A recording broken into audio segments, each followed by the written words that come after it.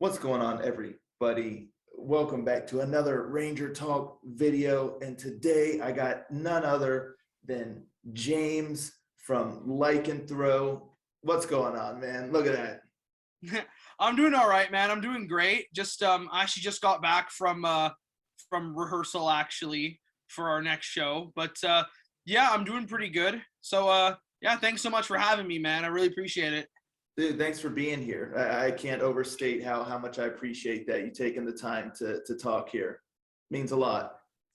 Yeah, no, and I appreciate you having me, man. I really love your channel, and I love that you uh even I always appreciate when someone like not only reacts to or talks about the typical stuff, but like some of the more deep cut power metal Yeah. as well. I appreciate that a lot. So No, of course. I mean, there's so much good stuff out there. I feel like, it can be overwhelming, but, a lot of times you don't really look beneath the layers. You got like the mainstays, but there's so much great stuff that is out there, so it's always worth, the look and the research and to find some of that. So, yeah, I mean, that's where you find some real gems. absolutely. And yeah, like, cause I find that obviously we all love like, Halloween and Blind Guardian and stuff like that. They're obviously, the mainstays, as you Yeah. said. But yeah, like the thing with power metal I find is that it's one of those genres that it's so diverse that, it's definitely hard to miss. It's not hard to miss a lot of some of the bands that are really good and doing some really interesting and innovative stuff. So Yeah, it's a really underrepresented genre in my opinion. I don't know how it is over in Europe, but like in the US, I'm not sure how it is in Canada where you are, but in the US, man, I mean, you don't hear power metal anywhere.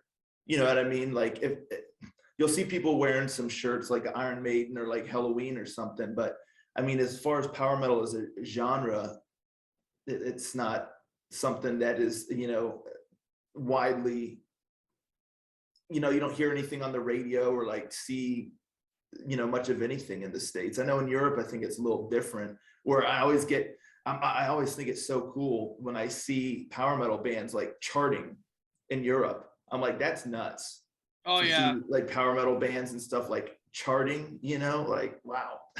Yeah, we live in an age now where heavy metal almost never charts. Yeah. And so it's great. And the thing with the scene in Canada is that Canada, it's interesting because I'd argue there is a good power metal scene in Canada, but out west though, like where I Okay. live in Ottawa, there's like basically none. Like at least in my city, we are probably the only active power metal band. Like there was a couple before, like, and even then, like they weren't like strictly power metal. Like Hmm. we had a couple bands here who were like more of the new wabum kind of style, like mix that with a Yeah. bit more power metal. But all those bands due to the pandemic are all broken up now, which is really unfortunate Wow. because there were some pretty good bands from here. But yeah, we're the only power metal band active, at least from Ottawa. But Wow. when you go out west to like Vancouver Hmm. or Edmonton, there's a lot more. Like Wow. obviously, Unleash the Archers is from Yeah. Vancouver. 3 Inches of Blood's from Vancouver. You got there's arguably two of the biggest Canadian metal bands like ever, Right. and then you also have like some great bands from like Edmonton and stuff like that, like Soulborn and stuff like that. Just Hmm. there's a lot more of an audience for it out west, I find. Okay, gotcha. Yeah, I mean, in the US, of course, we have some great power metal bands, but I feel like for those bands to really make any money or anything, they probably have to go to Europe or South America or something to tour. Oh yeah, for sure. The U.S. has some amazing power metal bands, especially newer bands too. Yeah. And yeah, no, but like I find that like for them to actually play to a decent audience, it's interesting to me because a lot of the bands from the States that I follow, a lot of them do have decent followings. Like some of them, like for example, like Seven Kingdoms is on like every freaking major tour now, Right. which is amazing. And so I find that like even from what I've seen, in the States there is an audience for power metal, and they're small but they're very loyal. I find Yeah. like Yeah. I've gotten to know several people in the U.S. Power metal scene, and they all tell me the same thing, where it's just like the fan base isn't huge, but they will buy everything. Like they'll go Right. to every show, buy every piece of merch, you know, Yeah. which is incredible, which is amazing, you know. So that's great, because the thing here in Eastern Canada at least is that like people here, like whenever people here appreciate it, like whenever we play, the audience, I like to think we get a good reaction. but but in but yeah, no, all the bands I know from the States, a lot of them are getting a lot of great opportunities and stuff like that. So I feel like there is a market there. It's just not very quote unquote mainstream, you know? Yeah, yeah. You know, I think we go wild here because, you know, whenever a power metal band tours, you know, in the States, and we get a chance to actually go see them, we just get so hyped, and we buy up everything because we don't know when they'll be back.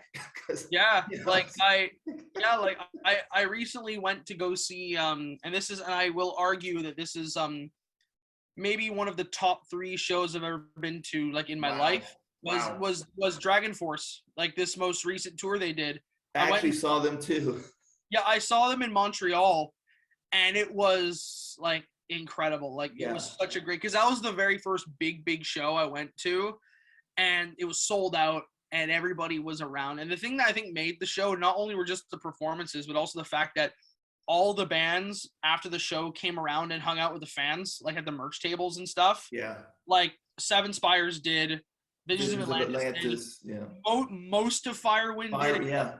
except for Gus G, because when I asked about them, they're like, oh no, he's sleeping or something like that. But the thing that was really surprising about that is, since Dragon Force was the headliner, we weren't expecting to see any of them, but literally we see Sam Totman and Mark Hudson walk by us, and we're like, huh? Wow. Yeah, and we went and talked with them, and they were both very, very nice. Like Mark is one of my favorite vocalists. Like he's someone I look up to a lot. He's So wild. yeah, and he's like, I've always said, like he's definitely like my top 15 vocalists, I think, but he's someone that I've always said has like the perfect power metal voice, at least for like modern stuff. Like Right. he's someone that I've always said, if I could have anybody's voice, it'd be Mark Hudson's. It's very clean. And Yeah. even live, that's what was impressive. Live, Yeah. he sounds like he does on the albums. I'm That's like, what I was gonna say. There's very few singers nowadays that sound like they do on the record. yeah. And yeah, so he was great. He was very, very nice. Sam was hilarious because naturally he was drunk A when we goof. met him. Yeah. That's Oh, what impresses me about him. Like, you know, he's on stage. He's basically got a beer in one hand and a guitar in the other, or in that one literally. case, a banjo, and he just kills it. Like, it's Yeah, like, and it's nuts. I even remember when we went up and talked with him, and we got like our photos with him, and he like signed some of our stuff. I remember him saying, my friend asking him, "Hey Sam, on a scale of 1 to 10, how drunk are you?" He goes, mate, about 7." You know, and then Mark Hudson's like staying next to him, going, "Yep, Sam's drunk again. Wow. Not anything new." I don't know how that dude functions so well. Oh yeah, but they were all, but that show was amazing. So like whenever we get power metal in North America, I find that like, yes, it's not mainstream at all, but I don't think it was meant to be. You know, I think it's just like Right. meant to have like the really small dedicated fan base who, like, hell, I spent a bunch of money at that show because Yeah. you know, it's like what you say is that like, unless you want to pay exorbitant prices for shipping, Yeah. and when's the next time these guys are going to come around, you know, Yeah, so you you're going never to get know. everything. So Yeah. Well, it's so cool to hear that you're such a big fan of not only just the genre itself, but also going to see other bands, and, you know, you're just really engrossed in the whole scene. You know, it's not just, oh, it's just all about Lycanthro and whatnot. You're just all in, you just love it. So that's always really cool to see. yeah, and well, first of all, thank you, man. I appreciate it. And second, I just try to be like that because like I find that one of the things that I don't get with some bands, and you know, I'm not trying to speak for anybody, you know, to each your own, but I find that, I guess this is the way I am, but whenever I'm interested in something, I want to engross myself in all of it, you know? Right. Because I've met lots of musicians who are as serious about their work as I am, or I'm not comparing myself to anybody, but like, Yeah, no. yeah, they're like very serious about their work and what they want to put out and stuff like that, like myself. But a lot of them, I find a lot of musicians, like, they don't even bother listening to new bands at all because they're like, oh, I don't have the time. You know, I'm always working on Right. my stuff. Yeah, which you know, I again, teach their own. If that's how you are, that's fine. But for me, I'm just like, no, I want to see who's around, you know, Yeah. because I want to, because I'm always someone that I'm always trying to look for inspiration for us.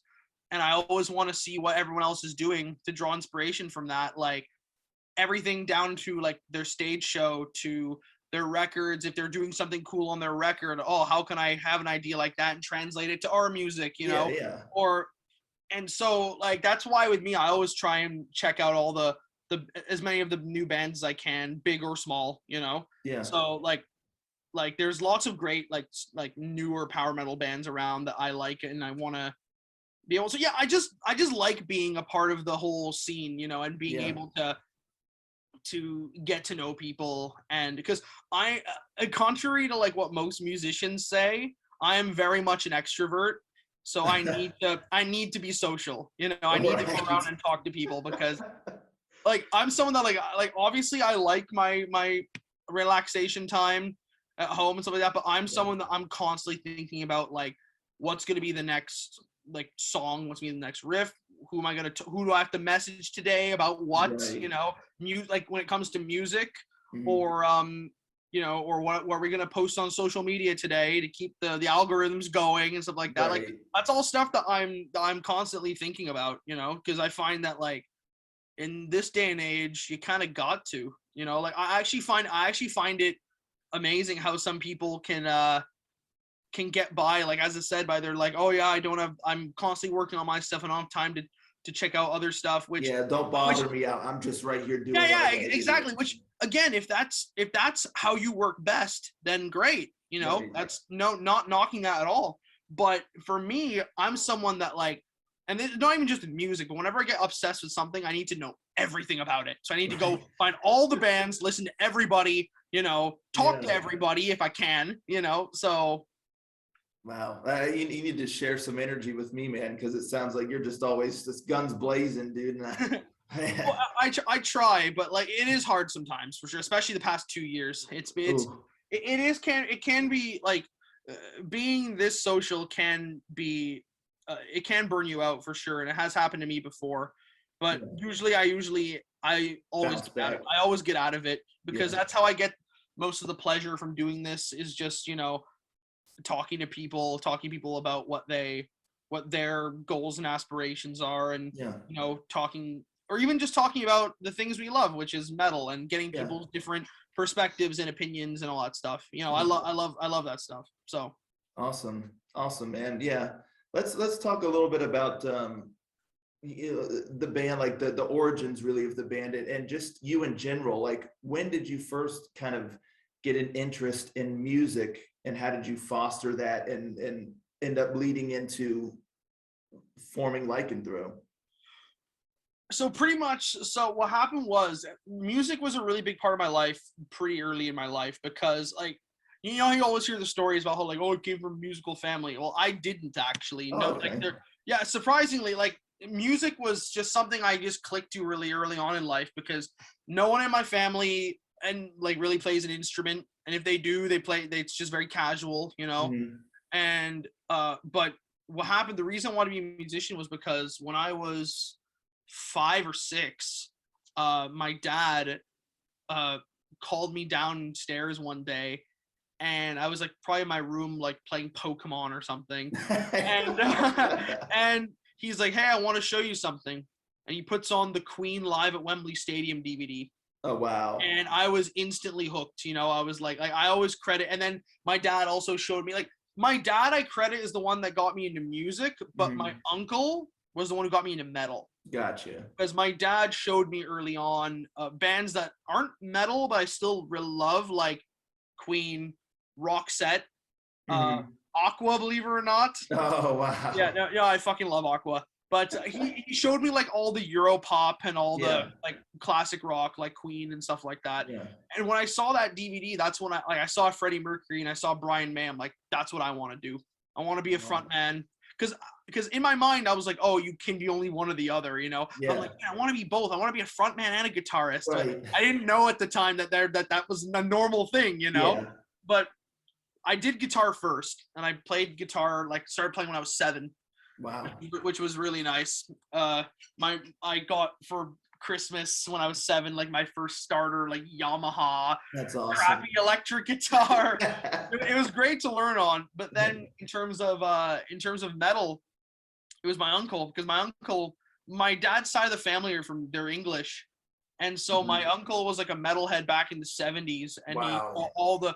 I'm very jealous of him because he saw all the classic bands in their heyday. He In their saw prime, yeah. yeah. He saw Sabbath with Ozzy back when, Wow. like, I think it was around the time when Sabotage came out. I think they saw Okay. that.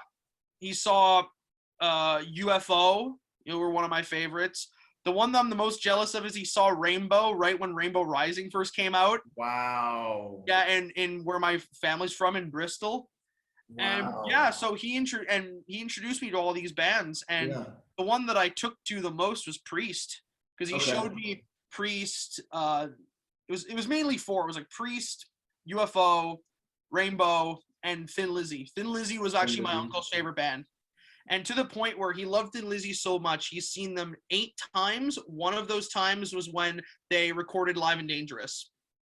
That's Yeah, wild. yeah, it's Wow. nuts. So he Wow. I introduced. bet he's got stories to tell. Oh yeah, man. oh yeah. He told me, just to like get off track, but he told me a story about, because this was back in the day when you could actually get away with this and not get banned from a venue for doing this. But he snuck behind. Him and his friend, he told me once, snuck into the green room during a Thin Lizzy show, and he met all of them. He met Phil in it before he died, and he met all of them, and he told me the only one he didn't talk to was Robbo Robertson, because he told me the scene was, he's like, oh, it was so weird. You see Phil in the corner having a smoke back when smoking inside was pretty normal.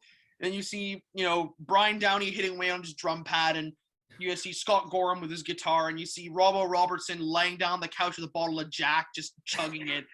And he talks with all of them, and the only one he didn't talk to is Robbo, because Scott Gorham said, he goes, I wouldn't talk to him when he's like that. Oh, I'm glad he heeded his warning. I mean, wow. Yeah. And it was funny because it was a really hilarious parallel with that, because years later I saw, not Thin Lizzy, but I saw Black Star Riders when they opened for Priest. Okay. And obviously, as you know, Scott Gorham was the guitarist in that band. And my uncle told me back, and he showed me when I was younger, that he caught Brian Downey's drumstick at a Thin Lizzy show, and he still had it. And parallel, at this Black Star Riders show, I was in front of where Scott Gorham was, and the entire show was yelling, Scott! And he comes at the very end of the show, he comes right up to me and he goes, here you go, man. And he tosses me his pick. And I'm like, and my uncle's name's Neil. I'm like, Neil, you have Brian Downey's drumstick. I got Scott Gorham's pick. That's awesome. Yeah. So again, so just back on track, he's the one that got me into metal. So, and then in terms of like how that ended up being how I formed Lycanthro, it was just pretty much a funny story about how, like, I started a band really young. Like, I started when I was like, my first band started when I was like 14, 15. Wow. And it was we weren't power metal yet, because I actually hadn't really I didn't discover power metal until a little bit later. Okay. And I found, like, okay, this is my favorite genre, you know. My first band was just a thrash band, because when I was in high school, I was a thrash kid. Like, because I literally like only listened to like Megadeth and Overkill and stuff like that. Yeah. But I also still liked like the old rock. So like I always listened to Priest. I always listened to Triumph too, like in April Wine, all the Canadian stuff. Yeah.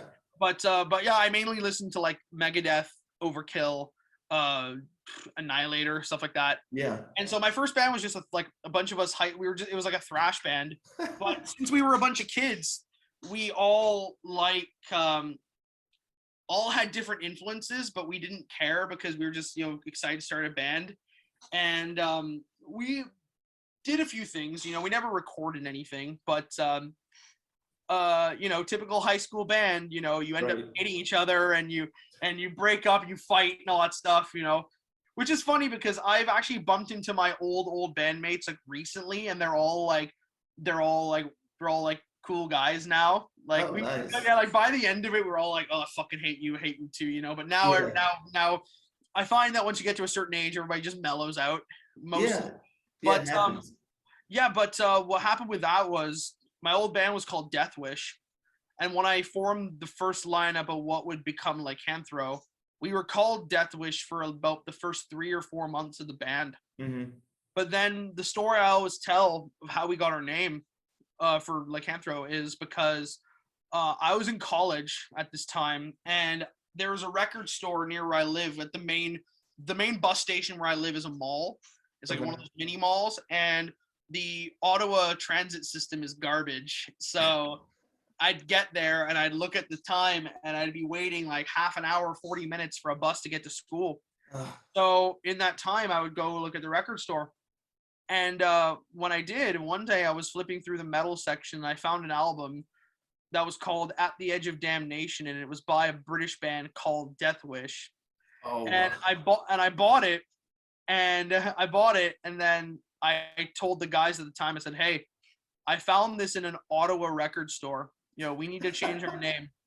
And I wanted to have something to, and there was two things I wanted to do, like in terms of the name, was have something to do with werewolves or wolves, because I've always had a huge love of.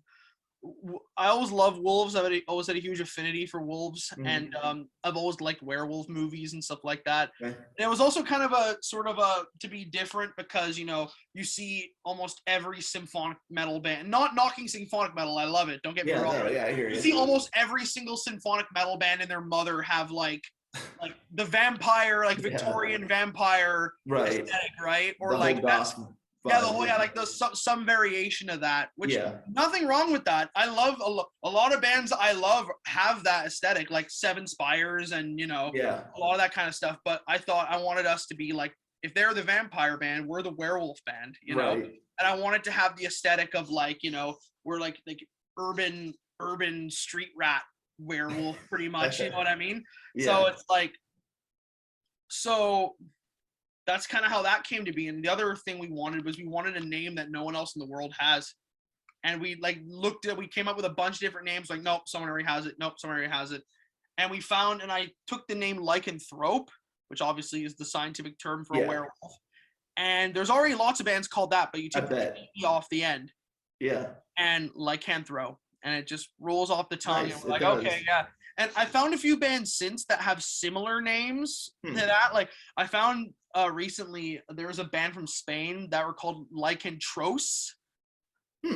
Like that's the closest I've ever seen. Pretty close, yeah, but yeah, not, it's like Lycanthros or whatever. But but yeah, no one has the name Lycanthro. So that's awesome. one of the things we wanted a name that was memorable that no one else has. Yeah. So that's kind of I gotta ask, that Death Wish album, was it any good?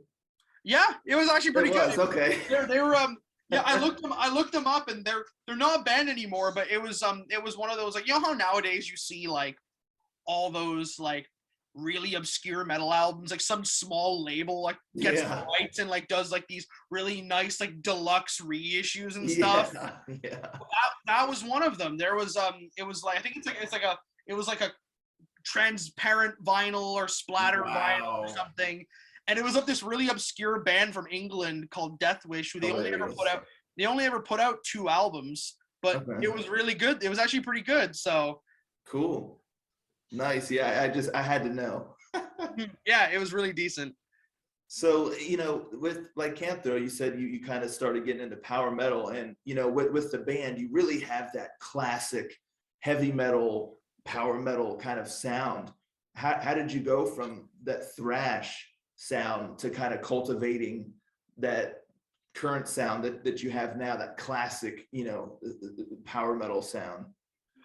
Well, the thing is that the thing with thrash is that I kind of, and I'm not saying that I don't like thrash anymore, I do. It's just I kind of got tired of it because the thing I've always said in interviews before when it comes to thrash metal is that, especially nowadays, I find that it's one of those genres that it's very like, a lot of the newer bands are like, you have to do something new in thrash metal to get noticed, because if you just play the derivative stuff, then no one will give a shit. because for me it was okay, here's the thing, because in my old band it was sort of a thing of I always wanted to go in a more melodic direction. Yeah. Like I wanted, because aside from being a thrash kid, I was always very much into like there's the Canadian stuff like Triumph and April Wine and stuff like that. And I thought I wanted to have like a more metal version of that, you know, Okay. like a Yeah. very melodic metal band. Yeah. But my bandmates at the time weren't into that. They were really into like the heavier stuff, and they wanted to go heavier.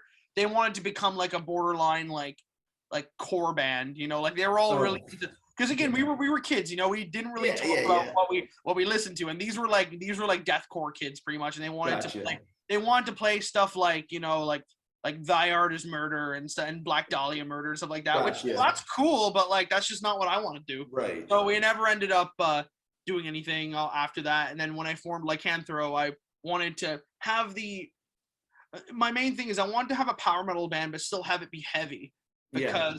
because don't get me wrong, I love like the quote unquote, I don't use this as a detraction at all, but as the quote unquote like flower metal, which is, you know, your stuff like, you know, your Visions of Atlantis, your Epicas and stuff like that. I love that stuff. Don't get me wrong. I think it's great, you know. Yeah, Great. they ride that border between like the symphonic metal and the power metal. Yeah, You know? yeah. Like the very like clean, pristine stuff, which I love that. And I want to be able to incorporate more of that kind of style to us. But one thing I've always found, this is mainly just from like playing shows and seeing what the crowd likes, is that Yeah. I found that with us, the crowd always appreciated the air of heaviness to it. Like we were melodic, but we still you could still mosh to our music, you know? Yeah. Like like the band that I discovered like much later on that I always like kind of compare us to in terms of like our musical sound is like Persuader. You know, Okay. because like they're power metal, but their guitars are very heavy and their music's pretty heavy. So I wanted to still have that like walk that line between, you know, being melodic and being heavy. Yeah, I Well, love that. Like, you know, I'm a big fan of Manimal. You know, I think they really kind of have oh that yeah, real yeah, heavy, gritty sound, but also very melodic and whatnot. that's So that's a perfect example. Manimal is fantastic. So that's yeah, I got that's a soft spot for that style as well, you know, oh because yeah. you get that melody that you can just really vibe with, but then it gets down and dirty again, and it's like, oh yeah, you know, you just want to fist pump, you know. And man, their vocalist is really underrated too. Like people don't talk about him very much, but I'm like, man, he does some crazy stuff. Like Yeah. my favorite song from them is you know, In Purgatory. And I'm like, holy shit, he sings some really high notes Oh there. man, That's he can nuts. rock it. Yeah, Yeah. that voice. Yeah. So it's Yeah. like, what okay, you know what? Like I think what I mean by like in terms of like maybe I'll try and use some better example than Persuader because they're kind of like obscure, but like the bands that like I like to kind of say that we're similar to in terms of like the power metal versus the heaviness factor is like Blind Guardian. Their Yeah. stuff's very heavy, you know, Oh like the yeah. guitars and stuff, but it's still always very melodic. It's like Blind Guardian, Persuader, Jag Panzer you can put in there as well. Mhm. Like we haven't released any of this stuff yet, but like I a lot of our newer stuff is very different and stuff Okay. like that. But I'm still very much of the mind of you know, that's you know, that's what people have said we're like. So I Yeah. want to and I always like to keep the air of heaviness there, even though I'm a big advocate for bands being musically diverse and not sounding like because that was the main thing I was going to say with thrash was that thrash a lot of the newer bands are I don't want to They bash can all just kind of bleed together a little bit. yeah like Yeah. unless you're like really unique like for example like a Lich King obviously because they're like almost like a parody of thrash metal Oh, almost, okay.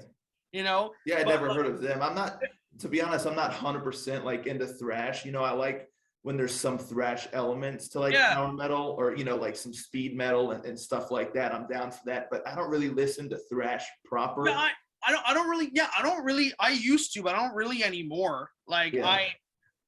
yeah, like that's the thing. Like I found that a lot of it just you're right, just does bleed together. Like the word that I always hear misused all the time and I hate it is you see this in like reviews, you know, it's when they use the word consistent.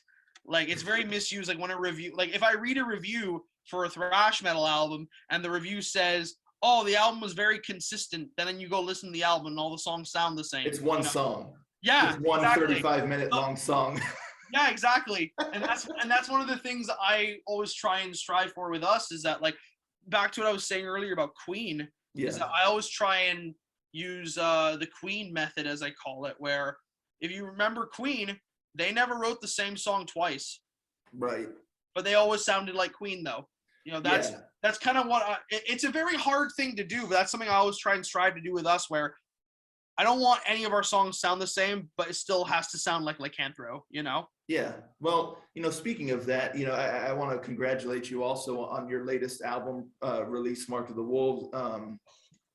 Solid stuff. And, I think you definitely captured that feeling of, there is a variety to it, but at the end of the day, it sounds like, it sounds the same, like it sounds like it's coming from the same band, but it's all varied, like there's definitely, some spots are heavier, some spots are more melodic.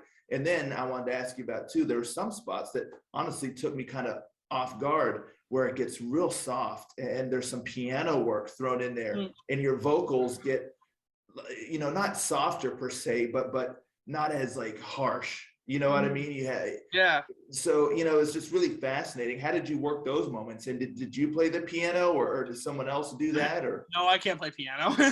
how did you decide, like, we're going to really take this down a notch? And what, to you, what does that mean, for like the meaning of the song, taking something that's heavy all around it, but then you have this little pocket where it's just softer and more melodic. Well, first of all, I thank you very much, man. I really appreciate it. Really appreciate all the kind words.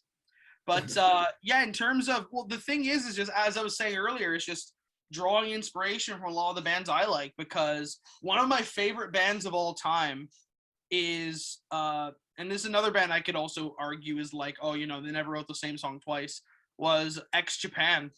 X Japan's one of my favorite bands of all time, and one of the things that they are known for, and I wanted to try and see if I can work it into some of our songs, was they were known for doing that. They would have really, really heavy, fast songs, and then they would transition into a slow, like, piano break, and it somehow worked. It didn't feel forced or anything. Yeah. So, because they're such good songwriters that they were gonna blend in. So I kind of wanted to try and do that for myself, and because I've always loved the way they do that. So that's why I'm guessing you're referring to the bit in Fallen Angel's Prayer where it's like the guitar solos and then it just kind of stops and then just goes into the piano part, where that was very much just X Japan inspired, because I wanted to have that. Like, with our music, I'm always trying to figure out what can I put in each song to make it unique and make it memorable. That's my main memorability is my main goal with our music, because to me, nothing is worse than when you hear a song and then you forget it a second it's done. Know? It's like, okay, let's move on to the next one. Yeah, exactly. You want the listener to sit there and either ponder what they just listened to, like, wow, this had this element, this had that element or whatnot, or you want them to be like, let me listen to that again. You don't want them to just move on. Yeah, like that's what I try and do with our music. Like I hope people like it. I hope people are dig that our style. But that's what I always try and do, is I want to be able to write stuff. I'm always thinking about what can I put in our songs to make them memorable, and what can I put to make them more unique. Like, for example, you have the piano breaks there. Yeah. And hell, even with some of the new stuff we're working on, we're adding a bunch of weird stuff in there. Like, we're having like some instruments, like there's some songs that'll have harp or nice. Harp, clarinet. There's even one song that we have that's gonna have hurdy-gurdy in it. Awesome. So yeah, like it's that kind of stuff, or like, or a little bit of folk element. Yeah. Or in the same song, there's the bit with the choir, like, because I was like, you had some choir bits on your latest album too, which I was like, oh, that sounds cool. Yeah. And that was an actual choir, because I thought, man, we need to do, because one of my good friends here in Ottawa, she runs a local choir. Wow. And they're like this really amazing chamber choir. And I asked them, hey, and she's a metalhead too, so I said, hey, do you want to be on a metal album? That's awesome. You guys want to be on and yeah, so it's that kind of stuff too. Like, and I can also tell the story of like, yeah, no, that was not like samples or anything. That was like an actual choir, you know. That's awesome. So like that's the sort of thing that I try and look for all the time is what can I put in these songs to make them more memorable and to make people feel something and remember them. Yeah, So awesome. I think everyone out there is probably excited to hear that because, it just adds to the anticipation because nothing, you had your general core sound, in the latest album, but then you threw in these little tidbits like the piano bit and then the choir here and there, but nothing was overused. So everything felt like a special treat, in the song that it was in. So it makes it really exciting because it's not like, oh, now there's choirs. Now I'm going to be hearing choirs in every song until the end of the track, or now there's going to be piano bits. The way you use them so sparingly and deliberately, I think adds to the enjoyment because you don't quite know what you're going to get. You may get a little flavor of something here and then it's something totally different later on. And speaking of like those folk like instruments, sounds cool and gets me excited because I don't cover folk metal on my channel, but I'm a huge fan of folk metal. So I'm looking forward to that. You got to get a kazoo in there, man. oh hell yeah, yeah, absolutely. I don't know if you're familiar with Fintroll, the folk metal band. Finch. Oh, See, folk metal is one of those genres that, like, it's funny. I need to listen to more of because I haven't listened to enough of it. But my bandmates love folk metal. Like our bass player Stu, that's his favorite genre. Oh, nice. Metal. Like he loves Fintroll and stuff like that. They're the best. And same thing with our guitarist Forrest. The new song that we're working on right now, he wrote it, and it's a borderline it's like a Lycanthro take on a folk metal song. Wow. And I was the one that had the idea because it had harp in it and has piano. Yeah. And I'm the one who when he showed us the song, I said, you know what we should put in here? Some fucking hurdy-gurdy. Yeah. And yeah, no, like folk metal is one of those genres that like I need to listen to more of because I know I'd like it. I just haven't listened to enough of it. Like I love Elevite. Elevite's fantastic, and Insufferum's great too. Those are like the two like pleb folk metal bands. Like those are the ones everyone knows, you know. Well, do you know Winter Sun? Yeah, I know. Born by the X. Yeah, because if you like Yari, yeah. All I know about Winter Sun is that they always just get made fun of online because something to do. We're all gonna be dead before they come out with the time. The new album, yeah, because they're too busy with their sauna. I'm just kidding. No, but for real though, like those because bands like Insufferum and them were like bands I just hadn't listened to enough of. But my bandmates like, oh, listen to the first Insufferum album, it's really good. And it's Yari, obviously, who's now Winter Sun, and like despite the fact that people make jokes all the time, he's a damn good like vocalist though, and he's a damn good guitarist too. Songwriter, man. Those songs that he writes for Winter Sun are so intricate, incredible. I don't know how he does it. He's showing behind the scenes and the amount of tracks that he's got, on his computer that he's recording. It's like, how on earth do you keep track of all of that? Yeah, and it's the same thing with and even then with like the really early Insufferum stuff he was on, that stuff was all really cool too. It was all really catchy and really well written. Epic sound, I love it. Yeah, exactly. But so that's exciting. I'm looking very forward to this Lycanthro take on folk metal. Mm-hmm. Yeah, you got to put a little kazoo in there for that'd be fun. For Fintroll sake. They make, I don't know how they make kazoo work, but they do, boy. Yeah. Our bass player loves his Fintroll. And it's actually funny because our bass player Stu, even though he's our bass player, he actually plays like 20 different instruments. And so we're like, eventually we're gonna incorporate all of them into some of our songs. Like bagpipes. Well, because not bagpipes, but but the thing with him is, he needs to get cracking on that then. Yeah, he probably will.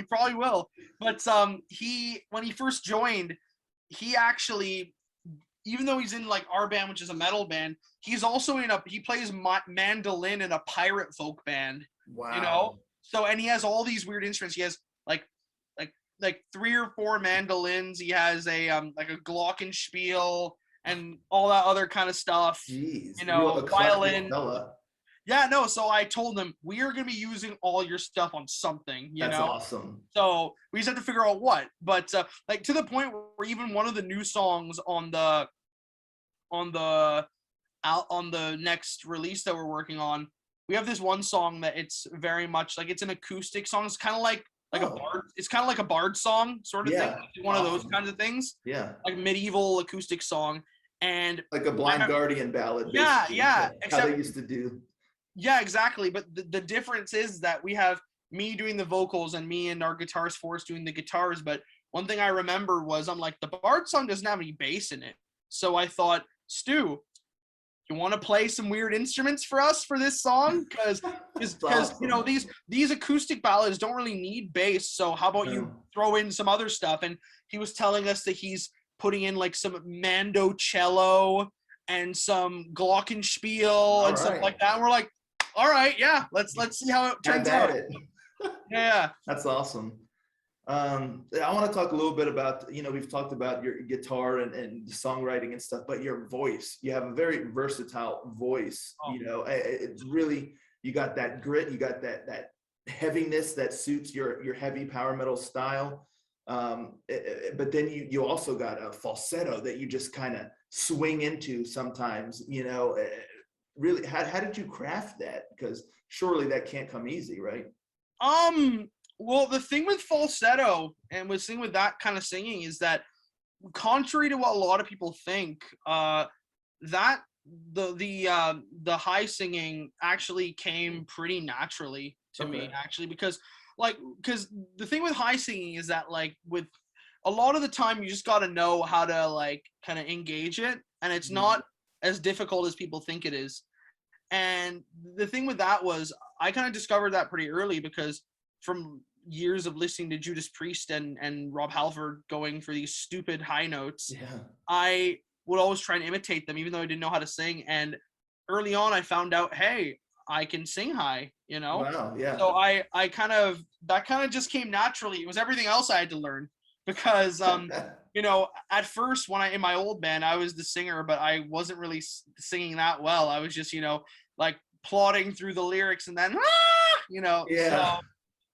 but then as I got older, I like started taking proper training, and I was just like, okay, I need to be more like skilled, I need to learn how to work my mid-range and all that other stuff. Yeah. So I don't have to just rely on singing high So notes, you get that flexibility in there. Yeah. Yeah, like even Not in my trying to be King Diamond out there or anything like that. Yeah, exactly. Like yeah, exactly. Like even one of my vocal coaches that I had, she even said to me, she's like, yeah, because her name is she's from the band Helion Prime, Mary Zimmer. She's a fantastic human being. And one of the things she did tell me was, she's like, hey, it's awesome that you can do that, but don't do it too much, because it does get old really quickly. She's like, that's something that you should be saving for like the big moments, Yeah. And I kind of guilty of using it a little too much sometimes. Yeah. But If you got it, flaunt it, as they say, right? Yeah, no, but I've kind of taken that advice to heart with the new songs, where I'm like, okay, I'm going to try and be a bit more dynamic and try different things. But then at the end, I'll do like the big thing, So it all comes down to what the vibe of the song demands. But yeah, no, but like pretty much how it happened for vocals was, I found out I could sing high, and then I sang for a while and obviously didn't know what I was doing. So I took actual train. Like, this is back when I was still in high school, when we were first starting to play gigs, and I thought, oh yeah, I'm so great, I can sing this high stuff, yet when I didn't realize, oh, that's not everything, Right. So I took proper training, and now it's like I find it like a really fun learning experience to be able to learn how to do all these certain techniques I want to do and incorporate them and mix them together and stuff like that. Because I find that with a lot of the newer bands, you kind of got to be like that. I almost find that, like, with newer bands to stand out, you got to have a diverse vocalist, because you can't just, like, back in the 80s, you could get away with a vocalist who was like a one-trick pony, Right. Like, not saying Rob Halford he wasn't at all. Right. But like that man is, like, I saw Judas Priest recently, and that man at 70 can still scream better than most people I've seen, like, legit. Wow. Like, when I saw side tangent, but when I saw Priest, like, on this tour, again, Rob Halford's in his 70s, and when he played Victim of Changes, he still screams better than like most metal singers, you know, like Incredible. it was incredible at his age too.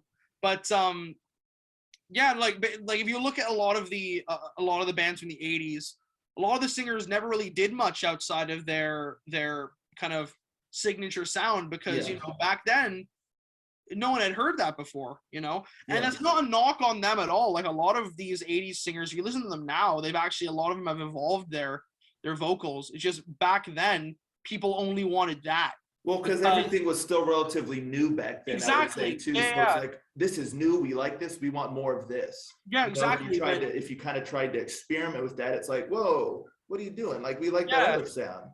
yeah, But now exactly. it's Like, like, no, we only want yeah, it's like, yeah, we only want you to do this, you know? yeah, And but now it's which I think is great, is that it's a lot more accepted to do like to try and do new things and not even just with vocals, but with music in general, you yeah, know, like I find that's the best way to excuse me. I find that's the best way for you to stand out. Like yeah, hell, I've even spoken to people who were around like musicians who were around in the 80s and they all said that they wanted to be like that, but wow, but things like record companies wouldn't let them. Like right. the story I heard was I don't know how much of a if you know this band at all because they were kind of obscure, but they're one of my favorites. Chastain. You know, it kind of rings a bell, but I think I'm thinking of another band, but I don't think Okay. I'm familiar with them now. Well, Chastain, and I recommend you check them out Okay. if you haven't already, and maybe even do a reaction video on one of them because they're fantastic. Okay, hey, I just received a request, folks, so you better believe I'm gonna hit that up. Any Oh particular yeah, song?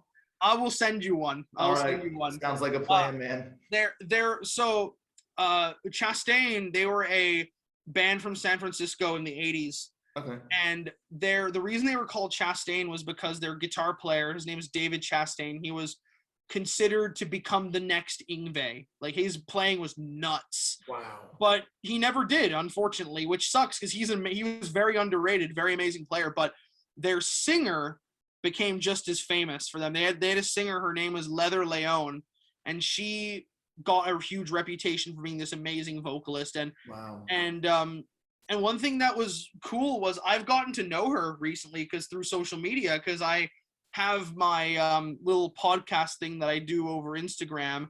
And Okay. I asked her just out of the blue if she'd be down to come on and chat with me. Like I'm a big fan, blah, blah. And she did. And me and her ever since have become friends and we've talked every day since. It's really cool, like That's knowing awesome. really cool knowing one of the people that you look up to. Yeah.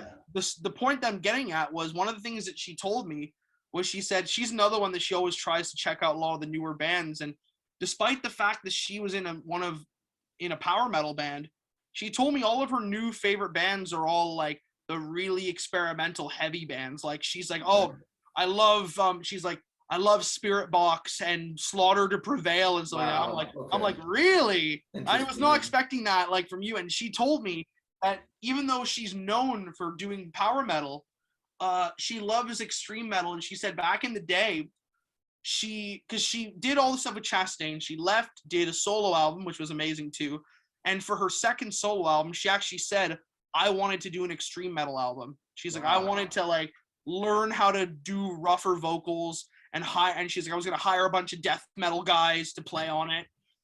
But the record label said no because she's like, yeah, that's not who you are. That's not how the audience perceives you, you know, Right. or this, you know. But nowadays you can get away with stuff like that. Nowadays you have, you know, like for example, you have freaking Matt Heafy from Trivium putting out a black metal album, you know. It's Right. now that's just more normal I mean, because you even have Dave Grohl doing a heavy metal album for crying out loud. So which like exactly. who's You next? know, Taylor Swift, right? yeah.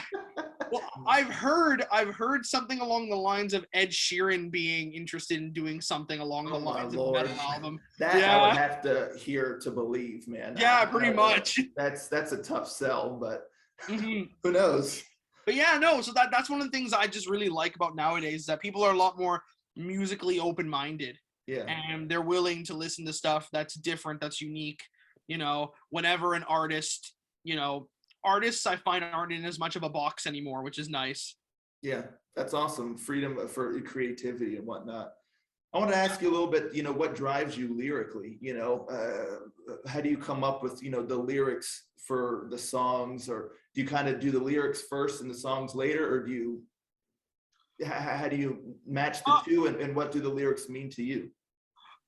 well, here's the thing with that. Like in terms of like the lyrics between like what comes first, song and lyrics, like Yeah, that's a question I see all the time. And yeah, one of the things that I always say is that everyone's different, but for me, I don't have a set thing. Sometimes gotcha. lyrics will be first, sometimes music will be first. Yeah, It really awesome. depend. It really depends. But in terms of the lyrics, I'm sort of like half and half because my main thing with music, and I know a lot of people don't listen to music because of this, but my main thing I like with a lot of my lyrics is like escapism. I love Yeah, the like that's why I'm a huge fan of I love concept albums, like albums that tell the yeah, story. Like I want to be able to, listen to music and not have to worry about the bullshit of regular life. yeah. But then you have other people, which I get, which they're like, oh, I want to listen to something that I can relate to. Right. And I I guess find that, there's really a time and place for everything, yeah, and you yeah, may not always want to listen to Rhapsody of Fire, or yeah, something, and be taken away to a faraway land. yeah, absolutely. But the thing with me is that with most of Lycanthro's lyrics are like that. They're more escapist and stuff like that. And Yeah, but one of the things, as I always say, is that like I don't want to be bound by that. Like, because most of the stuff I like to write are more fantasy based. Like hell, we have God knows how many songs based on Skyrim, or or anime or something like that. yeah. 'Cause So I'm a next gigantic. album, everything's gonna be based on Elden Ring, huh? Oh yeah, I haven't played it actually. I need to, but no, but like I will tell you, the next album, 6 of the songs are based on animes. So Wow. because I'm a gigantic nerd like that. Yeah, But even that then I feel like that's something that I find lyrically you shouldn't. Again, it's good not to put yourself in a box because for the yeah, longest time, I refused to write personal songs because I felt like my old mentality used to be I didn't want my baggage to come out in music because music's something I love and I want to share the love. I don't want to okay, share the depressing yeah, stuff. yeah. But I found that especially recently with the whole pandemic stuff like that, that I started writing more personal songs, and they're actually the ones I'm the most proud of because I actually was able like that same acoustic ballad that I mentioned to you that has all the weird like the bard song kind of. Yeah, yeah. I won't say what the title is, but that's probably those are the most personal lyrics I ever wrote,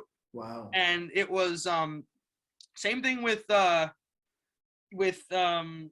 to think was uh Just really whatever comes naturally yeah to you. yeah Like if you feel, yeah you're inspired by an anime, you're inspired by a game, yeah or you're yeah inspired by, a personal experience, just however yeah you like feel. well yeah like for example like the thing I'll say what that particular song is about is like I ended up writing a song kind of based on uh how crap social media can be at times Yeah, because as much like I'm not one of those people who is does the typical like I hate social media blah blah blah because yeah. I find that when it's used responsibly it's great. I'm one of the people I like using social media but again when it's used correctly. It's just you like know any tool, you can yeah, use it one of exactly. two ways, for good stuff or for negative. So Yeah, like I like it just because it's been a way that I can get in touch with people that I haven't been able to before. And some of those people are people who I look up to. Like because of my that show that we do on Instagram, I've gotten to talk to people from Blind Guardian, Symphony X, awesome. Yeah, Ancient Bards, Chastain, all these bands yeah. I love.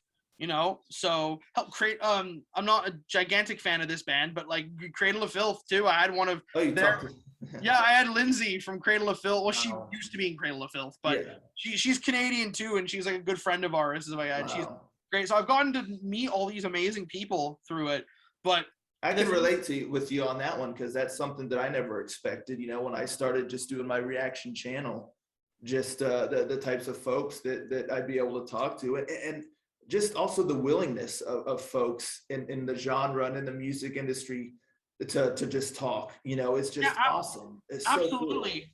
And the thing that I like too is that about that whole thing is that something I've always said like for the past few years is that, and I don't mean this in like a bad way in the sense of like, oh, music's not how it used to be and blah, blah, blah, blah, blah.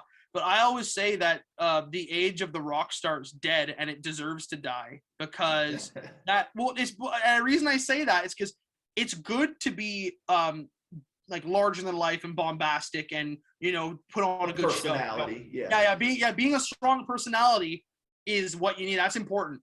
But what I mean by the age of the rock star deserves to die is this notion that this ego, that you're better than everybody else, that you're inaccessible, you're on a higher plane of being than people, and because nowadays people don't appreciate that anymore. You hear all these stories about all these 80s metalheads or rock guys, and they're all assholes, because they have these egos, and I find that a lot of the nowadays you can't get away with that anymore because of the internet. Yeah, it's a little old-fashioned, you can't really just be a dirtbag anymore. Exactly, because stories will go around, and that's why I say that nowadays I find that, and this is the same thing I'm saying with social media, is that a lot of the people you talk to, I'm not saying all old bands are like this, not at all, but I find that with social media that, the best way to relate to people is to be like, hey, I'm just like you, and sure, I might be playing to a couple more 100 people than you guys are, but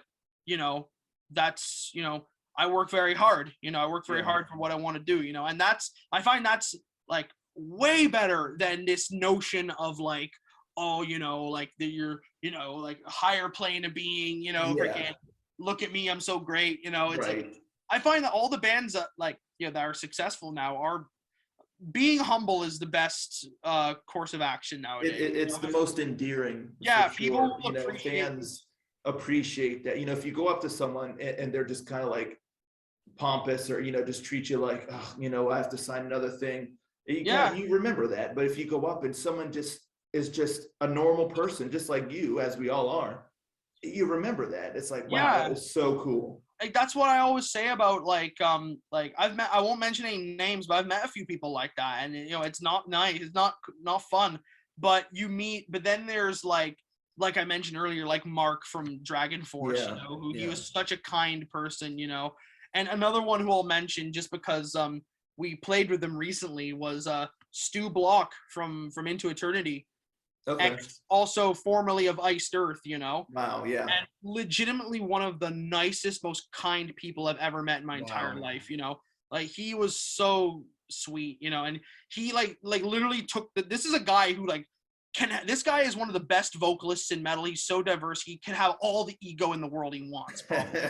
But no, he literally took the time he came on my podcast and talked with me for like an hour and a half. Wow. He took the time to say, like, even though he wasn't at the venue for like our set, he's like, hey, I watched you guys because the festival that we just played, Hyperspace, it streamed on Twitch, and he said, hey, I watched you guys on Twitch, That's so awesome. Yeah, and so that's one of those things where it's like, people appreciate that a whole lot more than being get out of here. Exactly. So, and I've completely forgotten what your question is, but that's kind of the whole thing I find. Oh, I remember now. Lyrics.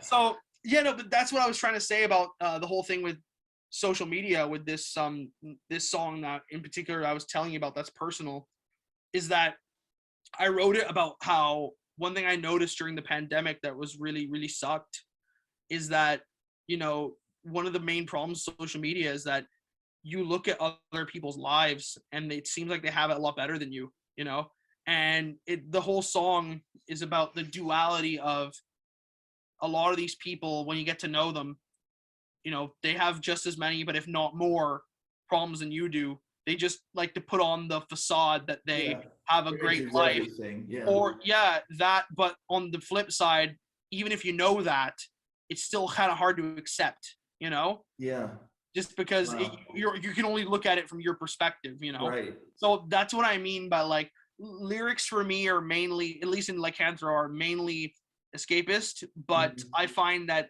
there are some personal songs in there, and I find that once people hear them, because like none of them are actually like out yet, they're the ones I think will like hit home very, very much, I think. Cool. So awesome. Whew, what a rant. That's good stuff, man. Good stuff. But you know, the Crucible, that song was just quite the epic of a song. And you know, I want to ask you about the music video, because it's a super cool music video. What was it like putting that together? Oh, thanks, man. Well, yeah, first of all, again, thank you very much. That video, that was interesting because that video uh had a lot of setbacks because originally that what you saw on YouTube, that was actually not the original vision, actually. Oh, This was very much a case of we had to work with what we had okay. because the original vision for Crucible, which was we were going to do it outdoors. There was going to be fire. There's going to be big angry mobs. You know, we're still going to have like the witch hanging and stuff like that. Yeah, yeah, And originally we were going to do all that, but the problem is, as you know, the pandemic. yeah. And for where we live in Ontario, it was difficult to do because, one, back when the pandemic was not in full swing, but like still coming down from it, like Yeah. from the peak, the province kept changing all of their filming rules on like almost a daily basis. You Oh, know, wow. like, yeah, it was like, oh, for film sets, you can only have 50 people on a film set. Then like 2 days later, now 30, 25, 15, 10, you know. Gotcha. So there was that. And also the fact that the original vision we couldn't do because we couldn't find anywhere outdoors because of the COVID and stuff like that. Yeah, The places we wanted to use were either the private properties, the owners didn't want to let us shoot there, again, because of COVID. yeah. Or two, our main location we wanted to use was on city property. And for those people who aren't from Ottawa, I'll tell you is that since Ottawa is a government town, you have to fill out 10 forms before you even want to wipe your nose. So I remember it was very difficult to get it put together because we originally had a date, and then we had all these extras were going to come, but then the date fell through because we couldn't get the permission from the place. Mhm. We got a new date, and then all the extras couldn't do that new date. Yeah. And you know, is that kind of thing. Yeah. And the story I thought was pretty funny looking back for the whole thing was how originally we wanted to use fire in it, but not even a lot, like not like a bonfire. Like since it was being like, oh, angry mob, you know, burn the witch, we're gonna have a couple people dotted around with torches, you know, that's it. Yeah. That's nothing major, That's right? it. Okay. Not But, huge pyres of just yeah, fire no, nothing blasting. big. But again, this being Ottawa, and they don't want anybody to do anything fun or cool here. I pretty much like filled out the permit forms. We want to use this location to shoot this. Yeah. And they asked, "Are you gonna use fire?" And I said, "Yes." I said, "Not a lot, but we are." Yeah. And they put me in touch with the fire marshal, who pretty much he pretty much told me, I forgot to ask, but can I curse on here or? Yeah. Whatever you want to say, man. Oh, yeah. So this guy pretty much in like the most professional way possible told me to fuck off pretty much. Because I explained to him what we were going to do. I got on the phone and I said, "Hey, we want to shoot a video here. This is the concept. It's like an angry mob and we're going to burn a witch or whatever. And they're going to have torches." And I said, "That's it." And the guy didn't like the sound of that for whatever reason. So he pretty much made it almost impossible for us to do it legally. Like he pretty much told me like, "Oh, if you're going to do that, you need to buy 2 fire extinguishers, 2 fire blankets. You have to call a fire truck and have it on standby nearby." But I'm just like, why can't you just say no? Like, why do you have to waterboard me with all this freaking like bureaucratic shit? You know, Yeah. it's like that's what I mean by like he was like in his That's why I meant like, and he pretty much told me to fuck off in a professional way because he knew that we're a small band, we can't afford all that, you know. But so hard to have just a good old fashioned witch burning these days. Yeah, no, gee, for real, my God. What a world, man. I know, geez, you know, we want to burn somebody because she destroyed our crops and we're pissed about it. No, but how the video did get made, which was really nice, was so the guy who shot our video, Joe Lyco from Dark Moon Productions, great local filmographer. He does all the music videos for like most of the surrounding area, like Ottawa, Toronto, Montreal, a lot of the bands he does videos for. But he lives here, and he suggested this little sound stage that he would shoot videos out of that was like, it was this place called Light is Art, and it's this cool soundstage. It has all the lighting rigs that they use at like festivals and stuff. Wow. And we shot it there. And the whole idea was, hey, given with what we have, we couldn't use fire, but I said, how about we have, and as I said, there couldn't be a lot of the extras who were going to come, they couldn't on the new date. So the ones who did, we ended up trying to shoot it in a way where like, okay, what can we do to get the best possible results with what we have? Yeah. So the extras that did show up, like the band shots, obviously we did. I did like kind of like the old school 80s like indoor stage sort of thing. Yeah. The band shots, and then with the cinematics, we got a noose. We got like a rope and made it into a noose, and we gave it to Alice, who was our witch and stuff like that. And we had our friend be the priest, who he was yelling at the people, and then with the extras that did show up, because this light is on a farm. So near the door of where we were shooting, there was a few shovels and stuff like that and brooms. So we're like, hey, everybody take one. So then, and the way we ended up shooting it almost made it look like a silent film, like one of those like kind of yellow tinted silent films from back in the day where they would use like camera tricks to make it look like there's more people there than there is. So like they made the lighting so the extras who were there and us in the band, we jumped in the crowd as well to make it look like it was more people. Fill it out a little, Yeah, and we you couldn't see anybody's back because it was all like shadow, so that's why it was like, that's why it looked like a bunch of figures there with brooms or whatever shooting at and this witch. And so we pretty much just kind of did what we could with what we had, which I think it turned out really well for what it was, for what happened. Like, but obviously for obvious reasons, the pandemic, screwed up a lot of things for a lot of people, obviously, including our freaking music video. So well, glad you guys were able to make it work. And I definitely think it came out super solid. I don't think anyone would know that you had your hands tied there or anything. It came out pretty cool. Yeah, I'm glad that everybody who saw it said the same thing, because they said it turned out really well. And some of the things that we did do, I'm very proud of in terms of like the camera work, and like I'm really proud of Joe and how he did it. Like, for example, like we were like, how are we gonna get her to hang? So the whole idea was we had a top shot where she kind of just kneeled over and kind of did this. So like she's like, looks like she's hanging because of the weight, but she's like just kind of kneeled down or whatever. And then for the feet shot, we had she put on some safety gloves and hung from a ladder. We put like a ladder in front of her on the stage. She hung from it, and then they just shot her feet going like twitching and stuff like that. So like we had to get creative with how to achieve what we wanted to achieve. Sometimes that's how the best things result, is from actually having to really get creative, Yeah, like I've heard, I forgot who said this, but I've always heard that once you put a limitation on an artist or a musician or whoever, then that's when you see if they're truly good or not. Because then when you work under pressure with a whole lot of limitations, then you have to do the best with what you have.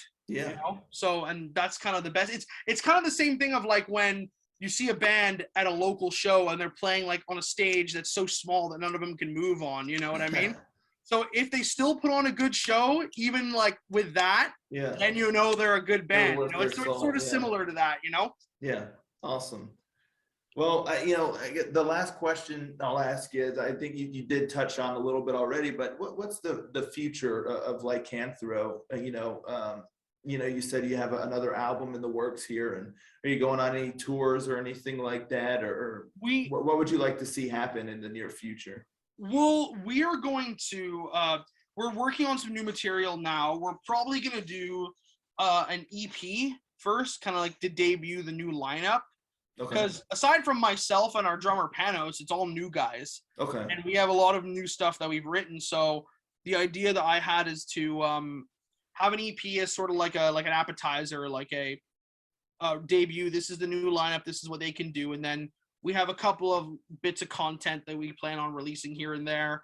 And then we're gonna do the second album. We had a lot of time to write things during this pandemic. And we wrote this EP and like half of a second album.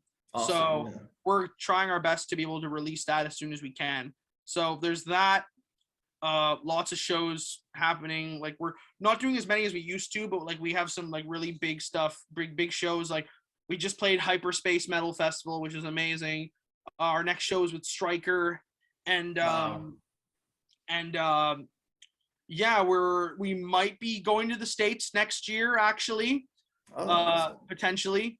And we got a couple of offers to play in some festivals in the States, which we're really excited about. Fantastic. Yeah, and so like that's like for the near future, but like in the future, like our goal is that we want to be able to like get on a major tour package, be able to go play festivals, play the European festival circuit, stuff Yeah. like that, play in a bunch of different countries, like like Scandinavia and Japan and stuff like that. Like that's the main long-term goal for the band, for sure. Awesome. Really cool. Well, congrats again on your most recent release and just the continued success of the band. And it's exciting to hear all the cool stuff you guys are working on over there. And again, just huge thank you for jumping on here and having a chat with me. I just thoroughly enjoyed it. So thanks again for that. Yeah, anytime, man. And thank you so much for having me. It was really great. As I said, I do really like your channel. And everybody subscribe to this man and remember to hit the bell notification and all that stuff. So yeah. Awesome. Now I got to get you as my hype man. No, All it's right, just when you watch as much YouTube, it's like, yep, subscribe, hit the know how bell it all notification, works. smash that like button. Yeah. Man, no, Crazy. everybody do subscribe to him though, for real. Thanks again, man. And that's what I got for you folks out there. And I'll catch you all next time. Ranger, out.